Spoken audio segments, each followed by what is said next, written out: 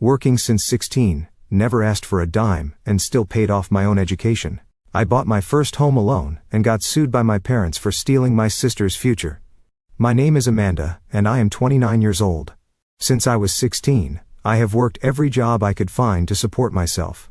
I paid my own way through college, cleared my student loans, and finally saved enough for a down payment on a small house.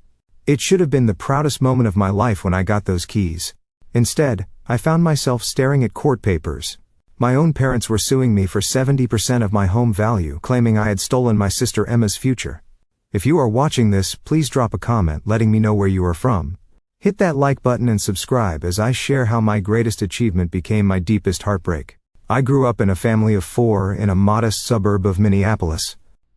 My father John worked as an insurance adjuster, and my mother Karen was a part-time receptionist at a dental office. Then there was me and my sister Emma, who was 8 years younger. From the outside, we probably looked like a typical middle-class American family. But behind closed doors, money was always a point of tension. Our house was filled with constant arguments about finances. Bills piled up on the kitchen counter and hushed conversations about money would stop whenever I entered the room. Despite having steady jobs, my parents always seemed to be living paycheck to paycheck. Looking back, I realized much of it was poor financial management rather than actual lack of income. What hurt most as a child was the obvious difference in how my parents treated Emma and me. From an early age, they decided Emma was the special one, the child with real potential.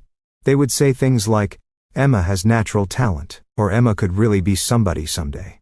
When it came to me, the message was clear though. Never directly stated, I was ordinary, average, nothing exceptional to invest in.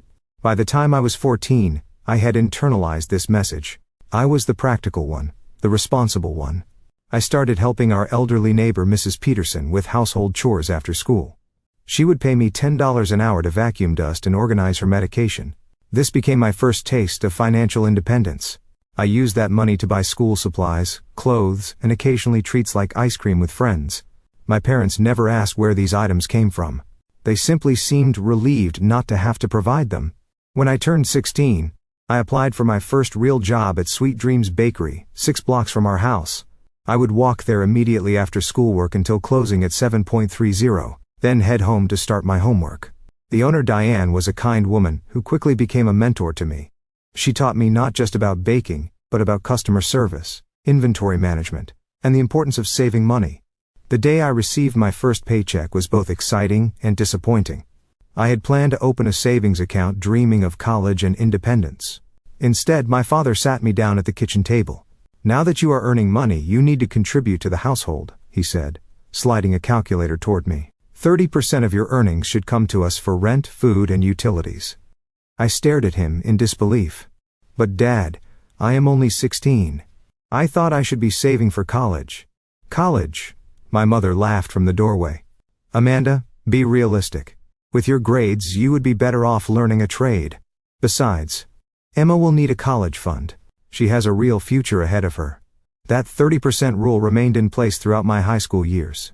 I never missed a payment, even as I watched my sister receive gift after gift.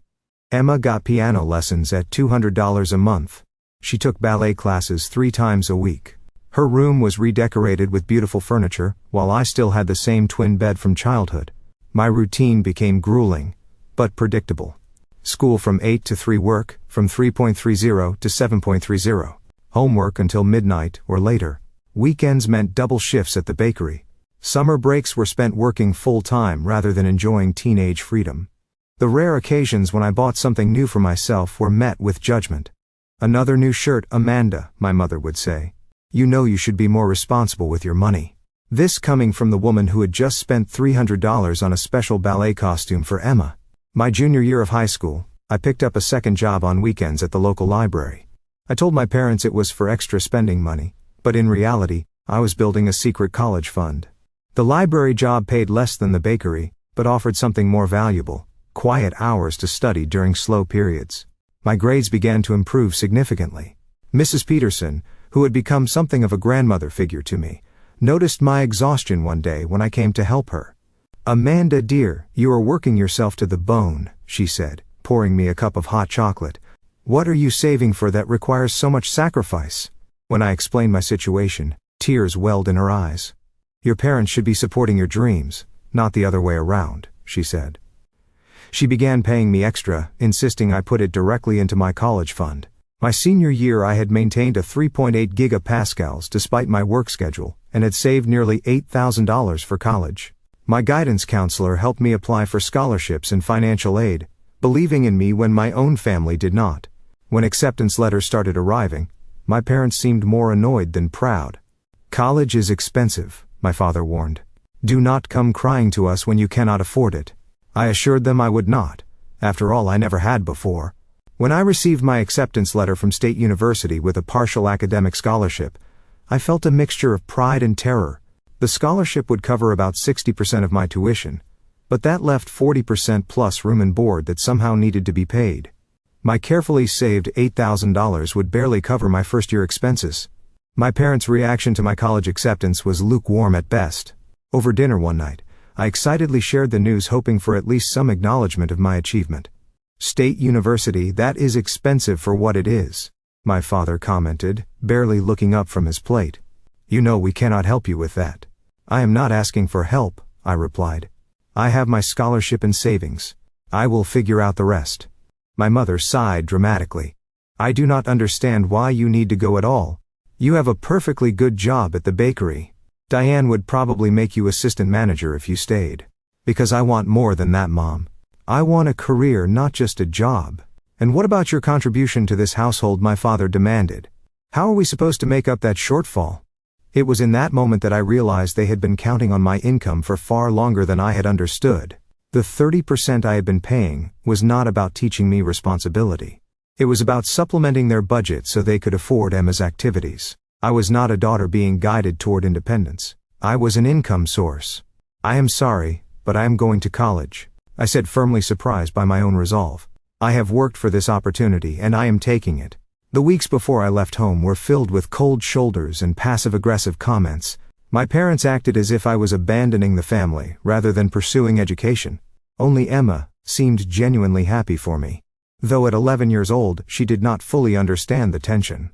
Move-in day at the dormitory was a solo experience. My parents claimed they could not take time off work to drive me, so I packed what I could into suitcases and took the bus to campus. My roommate Jennifer arrived with her entire family, who helped set up her side of the room with coordinated bedding, decorative pillows, and family photos. I unpacked my second-hand sheets and single-framed photo of Emma and me in silence. That first night in the dormitory, listening to Jennifer talk on the phone with her parents about how much she missed them already, I cried silently into my pillow. Not because I missed my family, but because I realized how abnormal my relationship with them truly was. The financial reality of college hit hard and fast. Even with my scholarship, the costs were overwhelming. I found a job as a server at a restaurant near campus within my first week. The hours were brutal, 5 to 11 p.m. on weeknights, meaning I would go straight from classes to work, then return to study until the early morning hours. Weekends were double shifts, often leaving me too exhausted to socialize with other students. During my sophomore year, I added a second job as a teaching assistant for an introductory business course. The pay was minimal, but it looked good on my resume and gave me valuable experience. Between the two jobs, I managed to cover my expenses without taking on excessive student loans, though I still had to borrow about $10,000 per year. My tiny dorm room became my sanctuary and prison. The desk lamp would burn until 3 or 4 in the morning, as I struggled to keep up with assignments after exhausting shifts. Cup noodles became my primary food source, not for the college student cliché, but because they cost less than $1 per meal. I tracked every penny in a meticulous budget spreadsheet, calculating exactly how many hours I needed to work each week to stay afloat. Jennifer eventually moved out, claiming my late night studying and early morning alarms were disrupting her sleep. She was replaced by Jessica, a scholarship student, who also worked part-time. Jessica understood my situation in a way Jennifer never could, and we quickly became friends. My parents help when they can, but there are 5 kids in my family, she explained one night as we both studied late. I am the first to go to college, so I am kind of the experiment. At least they support you emotionally, I said, not meaning to sound bitter but failing. Jessica looked at me thoughtfully. Your family situation sounds really toxic, Amanda.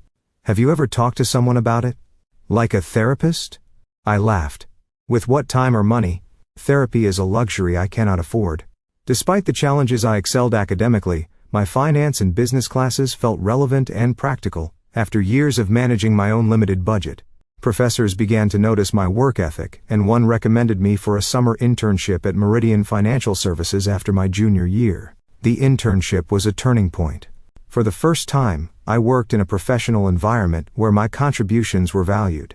My supervisor Michael seemed impressed by my determination and practical knowledge. The summer internship paid more than my restaurant and TA positions combined, allowing me to save a small cushion for senior year. Throughout those college years, communication with my parents was minimal, and almost always centered around money. They rarely called to check on my well-being or academic progress. Instead, phone calls usually began with casual conversation before inevitably turning to requests. Emma needs new pointe shoes for ballet. They cost $200. The refrigerator broke. We need $404 repairs. Emma got accepted to a special summer music camp. It is $2,000. I sent money when I could justify it as helping my sister, rather than enabling my parents. But each request left me feeling used rather than loved. In my senior year, I met Tyler in my advanced finance seminar. Smart, kind, and from a loving family, he was everything I had never experienced. When he invited me home for Thanksgiving, I witnessed for the first time what a supportive family looked like. His parents asked about my classes, my goals, my opinions. They seemed genuinely interested in me as a person, not as a resource. "Why are you crying?" Tyler asked, when he found me alone in the guest room that night. "Because I did not know families could be like yours," I admitted. I did not know parents could love their children without conditions. That Thanksgiving weekend changed something fundamental in how I viewed family relationships. I began to understand that what I had experienced was not normal or healthy. And most importantly, I realized I deserved better. I graduated with a bachelor's degree in finance with a minor in business administration. My GPA of 3.7 earned me cum laude honors, though no one from my family attended the ceremony. Emma wanted to come, but my parents claimed they could not afford the trip despite it being only a 3-hour drive from home. Michael, my internship supervisor, had been impressed enough with my work to offer me a full-time position at Meridian Financial Services upon graduation. The starting salary of $50,000 a year felt like an astronomical sum after years of scraping by on minimum wage jobs. My first major decision was housing. Most of my colleagues chose to rent apartments in trendy neighborhoods, spending 30 to 40% of their income on housing. I opted for a tiny studio apartment in an older building, 45 minutes from the office by public transportation. The rent consumed only 20% of my take-home pay, allowing me to focus on my next financial goals, paying off student loans and saving for a house. I created a detailed 5-year plan. Year 1 would focus on building an emergency fund and beginning student loan repayment. Years 2 through 4 would accelerate loan repayment while building a down payment fund. Year 5 would be devoted to house hunting. My lifestyle remained frugal, despite my professional salary. I brought lunch to work every day, shopped at discount grocery stores, and continued to use public transportation rather than buying a car. Colleagues often invited me to happy hours or weekend trips that I declined, knowing each $60 dinner or $300 getaway would delay my goals. Jessica remained my closest friend, understanding my determination in a way others did not. She had landed a teaching position at a local high school and shared my value of financial independence. Most people our age are not thinking about retirement accounts or mortgage rates. She laughed one evening as we reviewed my budget spreadsheet over cheap pizza in my apartment. Most people our age did not have to pay rent to their parents at 16, I replied. My relationship with Tyler had evolved from classmates to close friends to something more complicated. He respected my financial goals, but struggled to understand why I pushed myself so hard. "You deserve to enjoy life now, not just prepare for some future that might never come," he would argue during our frequent discussions about my rigid budget. "I am enjoying life," I would insist. Financial security is worth more to me than temporary pleasures. Our different perspectives eventually led to a mutual decision to remain friends rather than pursue a romantic relationship. Though painful, this choice allowed me to maintain focus on my goals without compromise. At work, my dedication and financial acumen did not go unnoticed. Within 18 months, I received my first promotion to financial analyst, with a salary increase to $62,000. Rather than expanding my lifestyle, I maintained my frugal habits and directed the additional income toward my student loans. By the end of my 3rd year at Meridian, I had paid off my $40,000 in student loans, built an emergency fund of $12,000, and began serious saving for a house down payment. The accomplishment felt monumental, yet I had no one to truly share it with who understood the significance. Throughout this time, my relationship with my family remained strained and one-sided. The pattern established during college continued rare communication except when financial needs arose. Emma was now in high school, excelling in music and academics. My parents spoke of her potential with the same reverence they always had, and their expectations for her future were grandiose. Emma's piano teacher thinks she could get into Juilliard. My mother announced during one of our infrequent phone calls. Of course, the application process and audition preparation will be expensive. The statement hung in the air, the unspoken request clear. I had already sent $3,000 that year for various expenses related to Emma's activities. Each time I told myself it was for my sister's benefit, not my parents'. But the line was becoming increasingly blurred. "Mom, I have my own financial goals I am working toward," I said carefully. "I cannot be Emma's college fund." The silence on the other end was frigid. "I see. Your sister's future means nothing to you now that you have your fancy job and city apartment." The guilt trip was familiar, but this time something in me resisted. "That is not fair. I have helped a lot over the years, but I cannot be expected to finance another person's education when I just finished paying for my own." The conversation ended poorly with my mother claiming I had changed, become selfish and cold. These accusations hurt, but I held firm to my boundaries.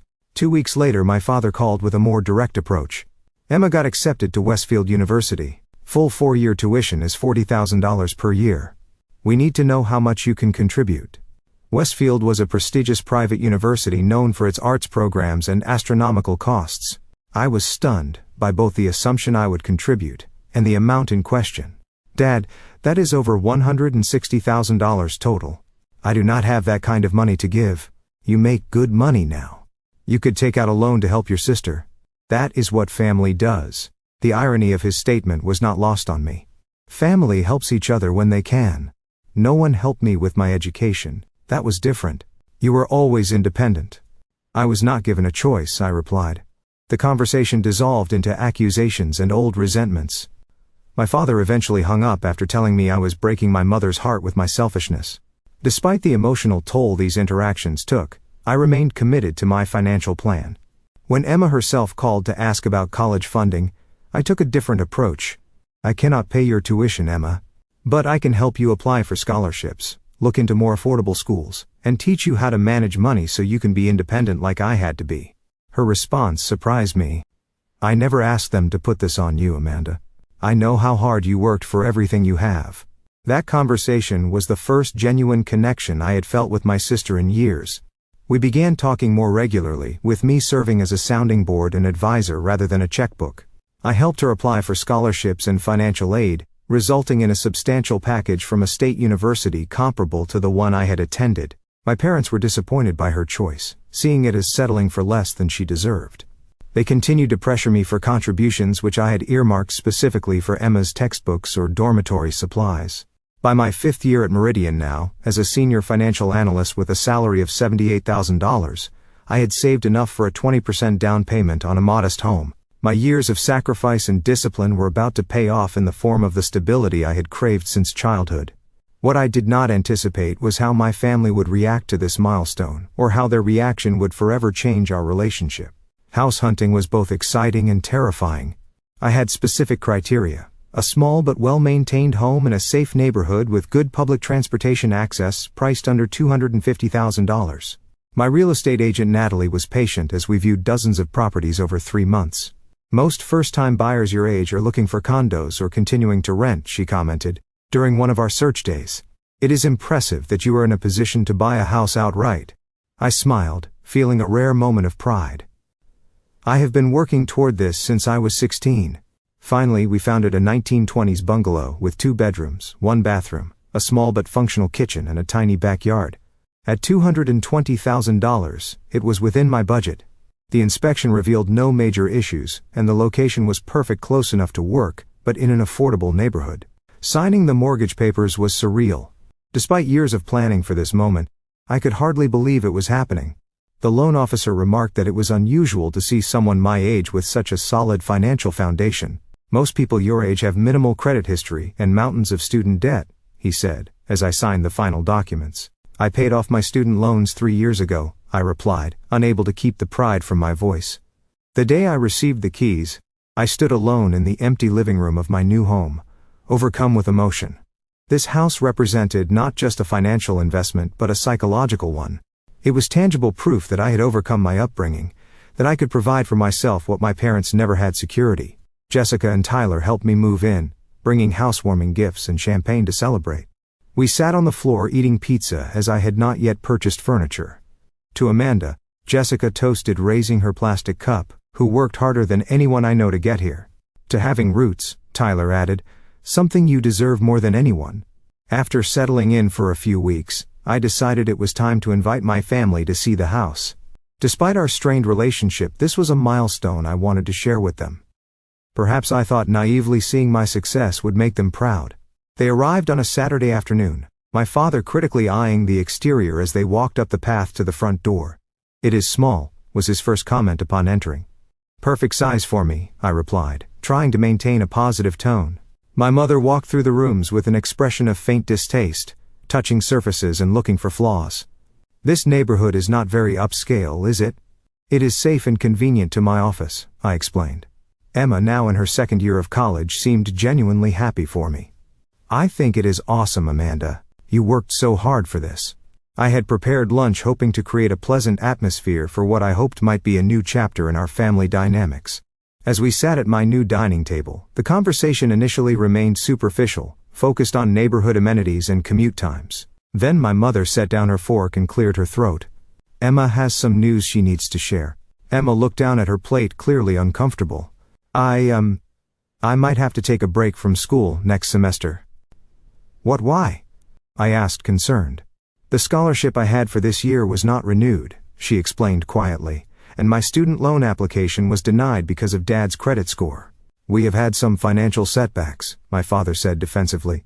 "Medical bills, car repairs, you know how it is." "So what is the plan?" I asked, already sensing where this conversation was heading. "Well," my mother began, her tone shifting to one I recognized all too well. "We thought, given your new purchase, that you must be in a very comfortable financial position. I just bought a house. I am not exactly flush with cash right now. But surely you must have savings left. Or, you could take out a home equity loan," my father suggested. "Emma needs about $20,000 for this year." I stared at them in disbelief. "I used all my savings for the down payment, and I am not going to borrow against my house that I just bought." "So you are just going to let your sister drop out of college?" my mother asked, her voice rising. "After all we have done for you." The absurdity of her statement left me momentarily speechless. "What exactly have you done for me?" "I have been working and supporting myself since I was 16. I paid for my own education. I bought this house entirely on my own." "We raised you," my father said indignantly. "We put a roof over your head." "A roof I paid rent for as a teenager," I countered. The argument escalated quickly. My parents accused me of being selfish, of forgetting where I came from, of abandoning family and their time of need. I pointed out the years of financial support I had already provided, the lack of support I had received, and the unfairness of expecting me to mortgage my future for Emma. "You have always been jealous of the attention Emma received," my mother declared. "This is your way of punishing her for being more talented." "This has nothing to do with Emma," I insisted. "This is about boundaries and reasonable expectations." Emma, who had remained silent throughout the argument, finally spoke up. "Please stop fighting. I will figure something out. I can take a semester off and work full-time to save money." "Absolutely not," my mother snapped. "You are not throwing away your future because your sister is too selfish to help." I turned to Emma directly. "I can help you look into additional scholarship options, or maybe work-study programs. There are alternatives to dropping out or going into massive debt. The only alternative is for you to step up and do the right thing," my father insisted. "Family takes care of family. I have been taking care of this family financially since I was a teenager," I said, my patience finally exhausted. "I am done being your ATM." My father stood up abruptly. "If that is how you feel, then perhaps we need to reconsider what family means. You clearly have the resources to help but are choosing not to. This house represents years of sacrifice and hard work," I said. "I am not jeopardizing that. That house should be helping secure Emma's future, not sitting here as a monument to your selfishness," my mother declared. As they prepared to leave, my father delivered a parting shot that would prove prophetic. "This is not over, Amanda. If you will not do the right thing voluntarily, There are other ways to ensure family obligations are met. I assumed it was an empty threat. The kind of dramatic statement my parents often made during arguments. I was wrong. 3 weeks after that disastrous family visit, I received an envelope from the county court. Inside was a summons informing me that I was being sued by John and Karen Collins, my parents, for 70% of the value of my home, approximately $154,000. The legal complaint alleged that I had a moral and implied financial obligation to support my sister's education, and that my purchase of a home instead constituted financial abandonment and theft of family resources. The document actually used the phrase "stealing her sister's future" to describe my home purchase. I sat on my living room floor, the papers scattered around me, unable to process what I was reading. This could not be real. Parents do not sue their children over money. They do not drag family disputes into courtrooms. Yet the official seal and case number confirmed this was no joke or empty threat. My hands shook as I dialed my parents' number, hoping that this was some elaborate scare tactic that we could still resolve. My father answered on the fourth ring. "Yes, Dad. I just received court papers. Are you and Mom actually suing me?" "We are simply seeking what is fair," he replied, his tone eerily calm. "You refuse to help your sister voluntarily, so we are pursuing legal means." "This is insane. You cannot possibly think a court will force me to give you my house money. Our lawyer thinks we have a case based on family obligation and implied contract. You benefited from family resources growing up now. You owe a return on that investment." The conversation became increasingly surreal, as my father outlined their position as if it were perfectly reasonable to sue one's child. "Dad, please, this will destroy any relationship we still have," I pleaded. "That is your choice, Amanda. Do the right thing, and we can put this behind us." After hanging up, I sat in stunned silence for nearly an hour before finally calling Jessica. She arrived at my house 30 minutes later with wine and a determination to help. "This cannot be legal," she insisted, reading through the documents. "They cannot just claim a right to your house because they want the money." The next morning I called in sick to work for the first time in my career and began searching for a lawyer. By noon I had an appointment with Linda Cohen, an attorney specializing in family law. Linda's office was warm and inviting, contrasting sharply with the cold reality of my situation. After reviewing the documents, she looked up at me with a mixture of sympathy and professional assessment. "I have seen some contentious family disputes in my 20 years of practice, but parents suing a child for buying their own home is certainly unique," she said. "The good news is, their case has virtually no legal merit, so they cannot actually take 70% of my house. Number. There is no legal principle that would entitle parents to their adult child's assets, based on an implied obligation to a sibling," she explained. "The problem is that defending yourself will still cost money and emotional energy." We discussed strategy documentation I should gather, and the timeline for responding to the lawsuit. Linda advised me to compile evidence of my financial independence, including tax returns, showing I had not been claimed as a dependent since age 18, proof of paying for my own education, and documentation of money I had already given to my family over the years. "Their case hinges on the idea that you owe them something. We need to demonstrate clearly that if anything, the balance is tilted in the other direction," she explained. The next few weeks were a blur of legal preparations, anxiety, and disrupted sleep. My work performance suffered as I struggled to concentrate. Fortunately, my supervisor Michael had become something of a mentor over the years, and noticed my distraction.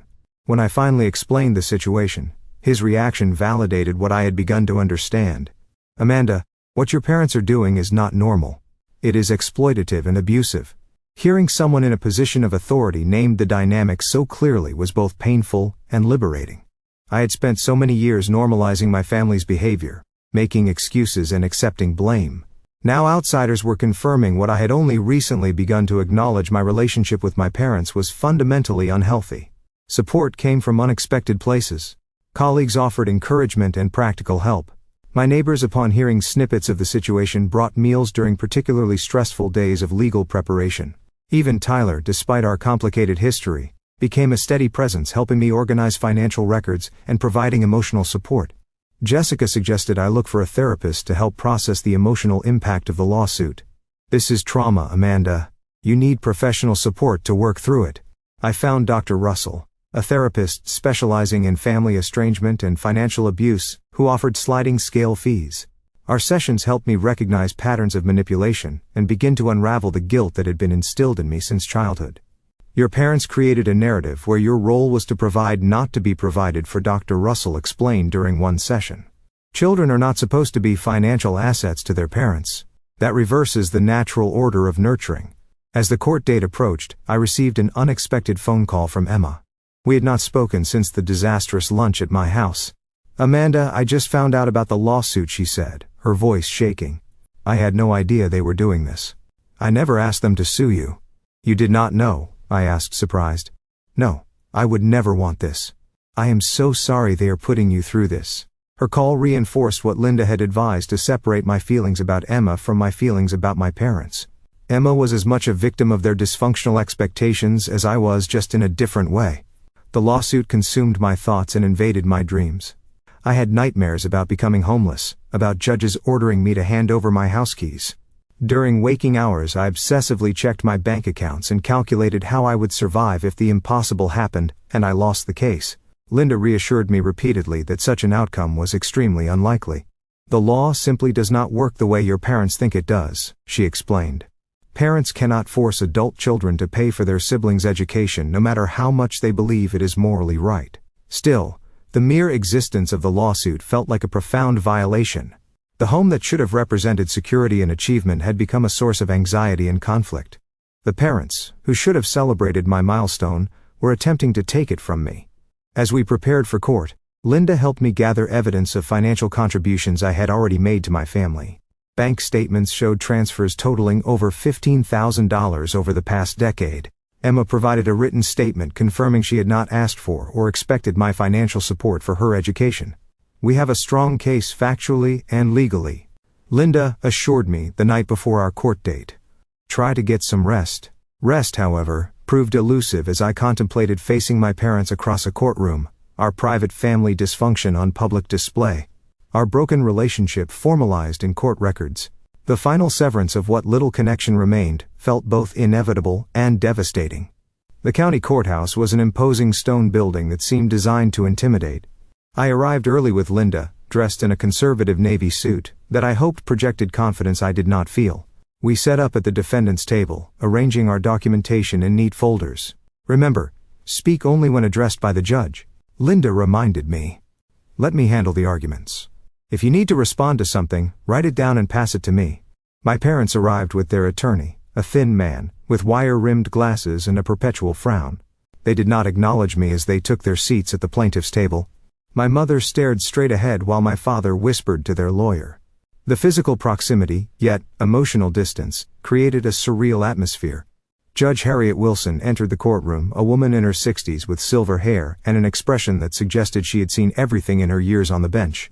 After preliminary introductions, she reviewed the case file with a furrowed brow. "I have been on the bench for 17 years. She began looking over her reading glasses at both parties. "And I must say this is one of the more unusual family disputes I have encountered. Mr. and Mrs. Collins, you are suing your daughter for 70% of the value of her home to pay for your younger daughter's college education. Is that correct?" My parents' lawyer stood. "Yes, Your Honor. My clients believe their elder daughter has a moral obligation to support her sister's education, particularly given the family's financial contributions to her upbringing." Judge Wilson's expression remained neutral, but her tone sharpened. "Moral obligations and legal obligations are not always the same thing, counselor. Please explain the legal basis for your claim."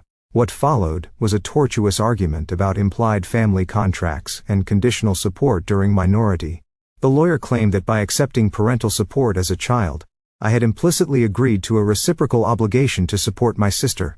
Linda took notes calmly beside me, occasionally squeezing my arm reassuringly when particularly outrageous claims were made. When it was her turn to speak, she rose with composed confidence. "Your Honor, this case has no basis in family law or contract law. Miss Collins was a minor child under her parents' care, which is a legal obligation parents voluntarily assume when they have children. Children do not contract to receive basic necessities from their parents." She methodically dismantled each argument, presenting documentation of my financial independence since age 16, including tax returns showing I had not been claimed as a dependent since high school, proof of self-financing my education, and bank records showing substantial financial assistance I had already provided to my family over the years. Far from taking from the family, Miss Collins has contributed over $15,000 to her parents and sister. Since she was 18 money, she was under no legal obligation to provide, Linda explained, submitting the bank records as evidence. The judge reviewed the documents with interest. Mr. and Mrs. Collins, were you aware of these financial contributions from your daughter? My father shifted uncomfortably. Those were gifts not related to this matter. $15,000 in gifts seems quite generous from someone you are characterizing as selfish and unwilling to support family, Judge Wilson observed. My mother spoke for the first time. That money was nothing compared to what Emma needs for her education. Amanda has a good job and just bought a house. She clearly has resources she is withholding. The judge turned to me directly. Miss Collins, what is your current financial situation after purchasing your home? With Linda's nod of approval, I explained my careful budgeting, the years of saving for a down payment, and my current mortgage obligations. I am not wealthy, Your Honor. I worked multiple jobs through college, paid off my student loans through strict budgeting, and saved for years to afford a modest home. I simply cannot afford to pay for another person's entire education without jeopardizing my own financial security. Judge Wilson nodded thoughtfully, before turning back to my parents. Mr. and Mrs. Collins, what financial planning did you do for your younger daughter's education?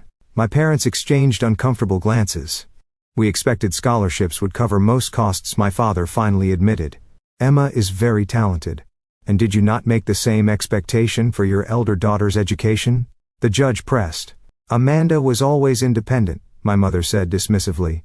She made her own way. Because I was given no choice, I interjected, immediately regretting breaking protocol. The judge gave me a measured look but did not reprimand me. Instead, she directed her next question to my parents. Did you contribute financially to Miss Collins's college education? We could not afford to at the time, my father replied. Yet you expected her to afford her sister's education now. Judge Wilson's tone made clear her skepticism. The proceedings continued with testimony about family dynamics and financial expectations. My parents' lawyer tried to frame the situation as a simple family dispute, where the court should enforce fairness between siblings. Linda countered by emphasizing the legal autonomy of adult children and the absence of any contractual obligation. As the arguments wound down, the courtroom door opened quietly and Emma slipped in, taking a seat in the back row. Our eyes met briefly, and I saw a mixture of embarrassment and determination in her expression. After a final round of statements, Judge Wilson called for a 15-minute recess to review all evidence before making her ruling. As we waited, Emma approached our table hesitantly. Can I speak to the judge, she asked Linda, about what Linda inquired cautiously, about the fact that I never asked for any of this, and do not want Amanda to pay for my education this way. Linda explained that the judge might or might not allow additional testimony at this stage, but advised Emma to stay close in case an opportunity arose. When Judge Wilson returned, she surprised everyone by calling Emma forward. I understand you are Emma Collins, the younger sister, whose education is at the center of this dispute. Do you wish to make a statement to the court? Emma stood nervously at the center of the courtroom. Yes, Your Honor. I want to make clear that I never asked my parents to sue my sister. I did not know about this lawsuit until recently. I would never want Amanda to be forced to pay for my education, especially not by giving up her home that she worked so hard to buy. My mother made a small noise of protest, which the judge silenced with a stern look. Emma continued, gaining confidence. Amanda has always helped me when she could. She helped me apply for scholarships and financial aid. She taught me how to budget and manage money skills. Our parents never taught either of us. I have options for continuing my education without taking anything from my sister. Judge Wilson thanked Emma for her statement, and then delivered her ruling. Having reviewed all evidence and testimony in this matter, I find the plaintiff's claim wholly without merit. There is no legal basis for forcing an adult child to finance a sibling's education, regardless of any perceived moral obligation. Furthermore, the evidence clearly shows that Miss Plyfe Amanda Collins has already provided substantial financial support to her family over the years, far beyond any reasonable expectation. She continued, addressing my parents directly. Mr. and Mrs. Collins, the court is troubled by your apparent different treatment of your daughters. You seem to have expected financial independence from one, while assuming ongoing support for the other. This is not a matter for legal remedy, but rather family counseling.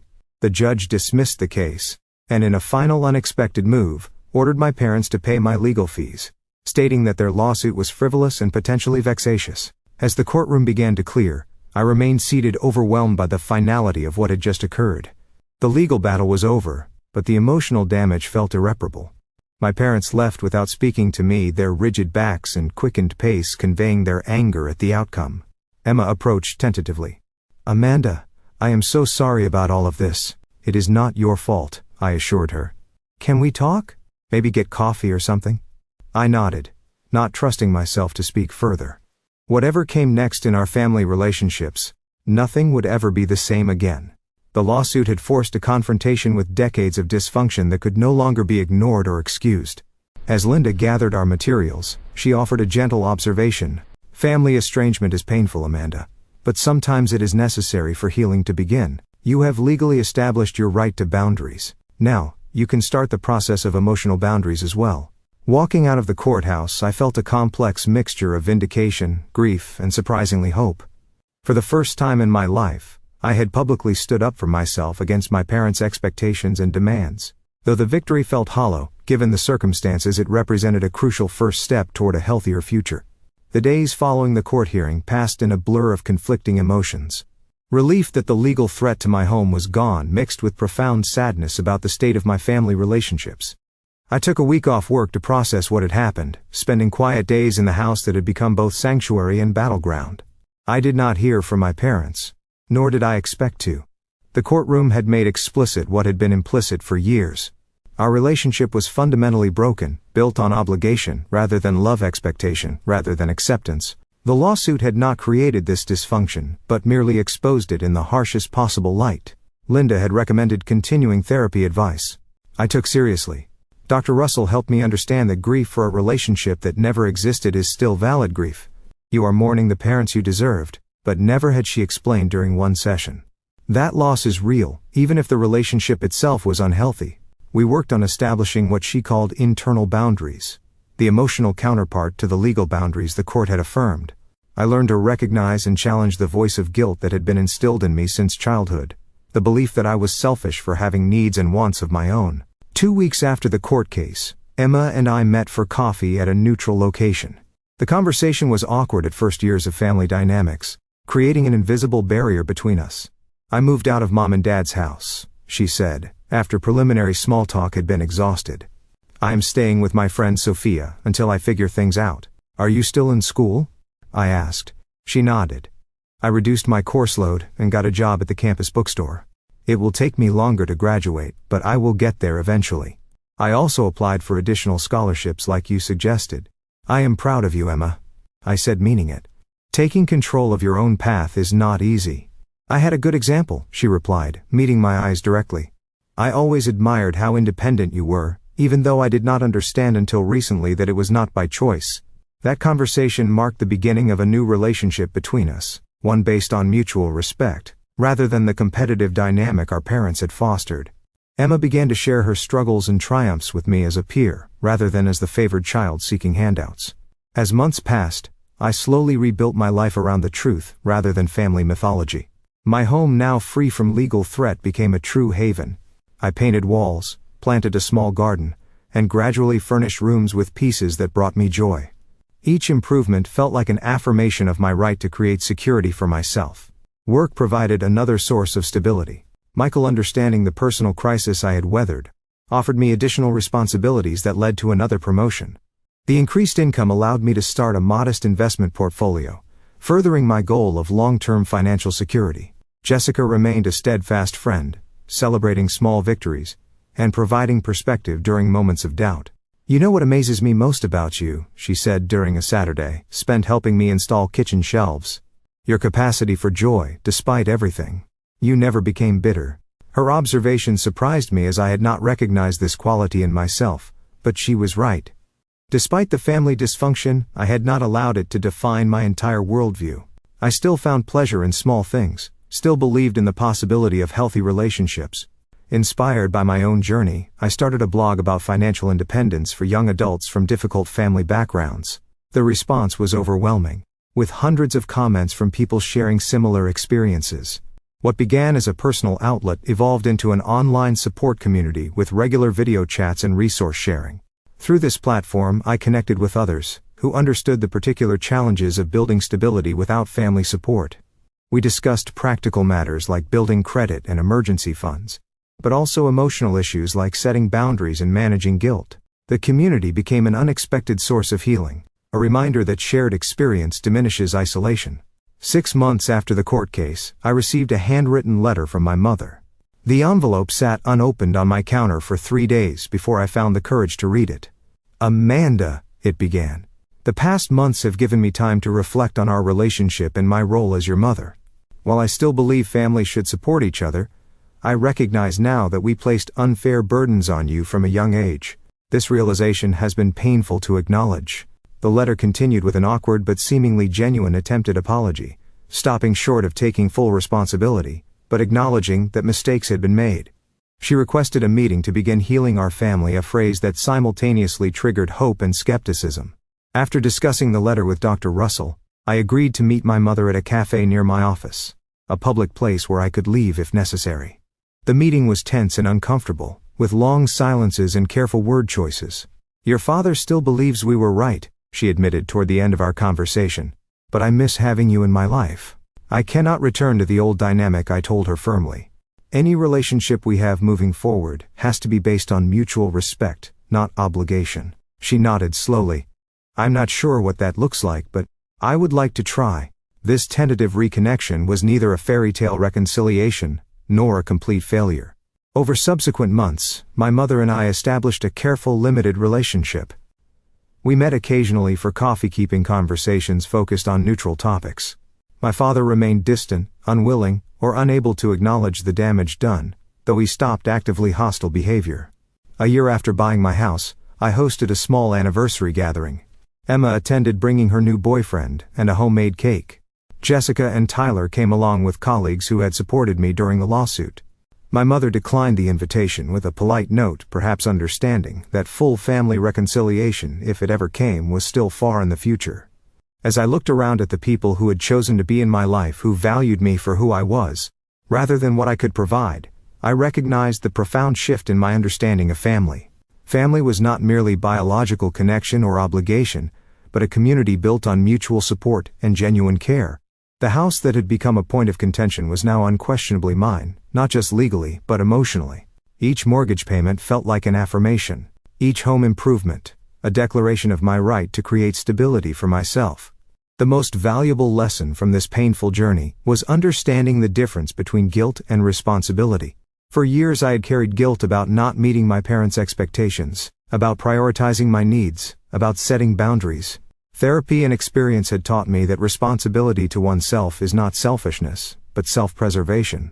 That boundaries are not walls, but healthy definitions of where one person ends and another begins. I still had moments of doubt and sadness, days when I mourned the family relationships I would never have. But these episodes became less frequent and less intense as I built a life aligned with my own values rather than imposed expectations. As I stand in my kitchen today, preparing for another day in the home I fought to protect, I realize that true freedom comes not from external validation, but from internal conviction. My parents may never fully understand or accept my choices, but their understanding is no longer necessary for my peace. This house is more than wooden beams and mortgage payments. It represents my right to define my own path, to establish healthy boundaries, and to create security on my own terms. The journey here was longer and harder than it should have been, but that only makes the achievement more meaningful. What would you do if faced with a choice between family expectations and your own well-being? Have you ever had to set difficult boundaries with loved ones? I would love to hear your stories in the comments below. And if this story resonated with you, please like, subscribe, and share with others who might need to hear that standing up for yourself is not selfish, but necessary. Thank you for listening. Take care. Good luck.